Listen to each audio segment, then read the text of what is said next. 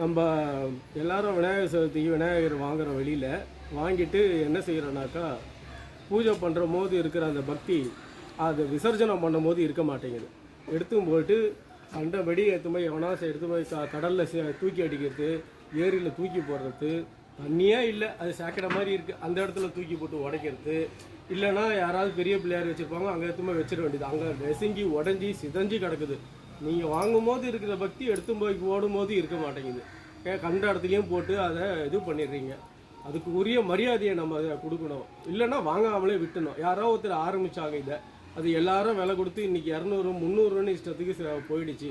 பிள்ளையாரை மஞ்சளில் பிடிச்சாலும் பிள்ளையார் தான், அதை நீங்கள் வச்சுருக்க வீட்டில் இருக்க பிள்ளையார் படத்துக்கு கும்பிட்டாலும் பிள்ளையார் தான். ஆனால் அதை நீங்கள் என்ன காரணத்தினால ரொம்ப விலை கொடுத்துலாம் வாங்க ஆரம்பிச்சிடுங்க. அதுக்கு ரொம்ப அதிக செலவு பண்ணுறீங்க. ஏழைகள்லாம் முடியாதவங்களாம் கஷ்டப்படுறாங்க.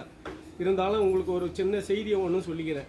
இந்த மாதிரி பிள்ளையாரை கரைக்கும் போது ஏரியோ குளமோ கண்ட இடத்துலையும் சாக்கடையில் போடாமல் அதுக்குரிய மரியாதை கொடுக்குறது ஒரு சிம்பிளான வழி. வீட்டில் இருக்கிறவங்க நகர்ப்புறத்தில் இருக்கிறவங்களுக்கு எளிமையான வழி ஒன்று சொல்லித்தரேன். இதன்படி நீங்கள் செய்யுங்க. அதன்படி செஞ்சீங்கன்னாக்கா அதுக்குரிய மரியாதை அது உண்டு.